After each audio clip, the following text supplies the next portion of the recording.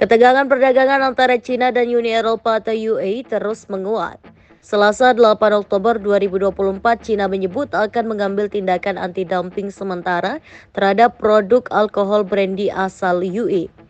Otoritas China disebut akan menerapkan tarif jaminan yang sesuai kepada para importir alkohol. Dikatakan jumlahnya akan didasarkan pada perhitungan yang melibatkan harga yang disetujui oleh bea cukai serta pajak impor.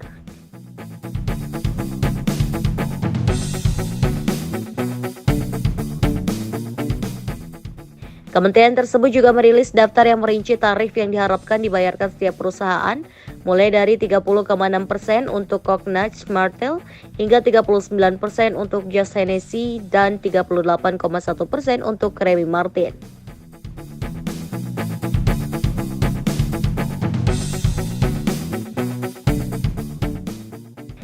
Langkah ini sendiri diambil China setelah UI berencana menerapkan tarif bagi kendaraan listrik atau EV buatan China hingga 35,3%. Brussels mengatakan bahwa langkah itu bertujuan untuk melindungi produsen mobil Eropa dalam industri penting yang menyediakan lapangan kerja bagi sekitar 14 juta orang di seluruh benua biru. Ketegangan perdagangan China dan UE tidak terbatas pada mobil listrik dengan penyelidikan yang diluncurkan oleh Brussels.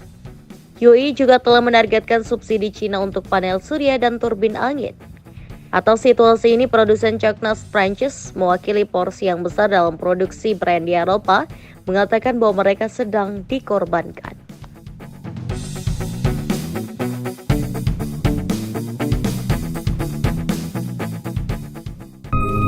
Kita mungkin mengira hanya negara-negara Asia yang resah dengan uang pinjaman China. Namun kebenarannya adalah, uang asal China juga telah mendongkrak perekonomian negara-negara Eropa. Hanya saja ada beberapa kesepakatan yang ternyata mengundang masalah. Para kritikus menyebut masalah itu sebagai jebakan utang, di mana China dapat memilih apa yang terjadi jika pinjaman tidak dilunasi. Sementara itu, ketika seluruh Eropa sedang cemas terhadap invasi Rusia yang sedang berlangsung di Ukraina, Beijing justru seperti memiliki kesempatan untuk terus memperluas portofolionya ke seluruh Eropa. Menjalankan dan menguasai sejumlah pelabuhan dan tambang di Eropa, membangun jalan dan jembatan. Kemudian berinvestasi di tempat yang tidak dimiliki pihak-pihak lain. Banyak kalangan Eropa melihat ini sebagai usaha Beijing menjajah Eropa secara halus. Karena itu negara-negara Eropa itu harus mempertimbangkan imbalan dan risiko dari penandatanganan kesepakatan dengan China dalam jangka panjang. Namun tampaknya dunia seolah tidak ada pilihan. Ketika Bank Dunia dan ekonomi Amerika melemah, Beijing mengambil alih peran sebagai negara pemberi pinjaman uang. Eropa diperingatkan akan risiko jebakan hutang China, namun, China pun menegaskan diri sebagai mitra investasi yang dapat diandalkan, tetapi Beijing juga menghadapi tuduhan eksploitasi pekerja dan kerusakan lingkungan. Kebanyakan pekerja Eropa mengeluhkan sistem kerja China yang terus-menerus hampir tanpa istirahat. Pekerja Eropa ternyata tidak dapat mengimbangi masalah jam kerja dan mengaitkannya dengan hak asasi manusia. Bagi China sendiri, bekerja keras adalah sebuah keharusan, dan harus diakui hal itulah yang menjadi dasar mengapa kini mereka bahkan lebih unggul dari Eropa hampir di segala hal.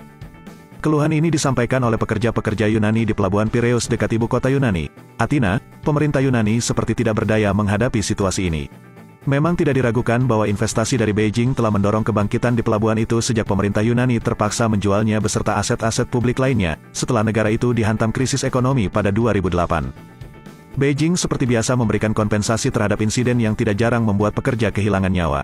Hal tersebutlah yang memicu para pekerja Eropa di bawah investasi dan perusahaan-perusahaan raksasa Cina menuntut untuk diperlakukan sesuai dengan hak asasi manusia standar Eropa. Yang jelas kini, banyak juga negara-negara Eropa telah menyerah ke dalam tekanan China.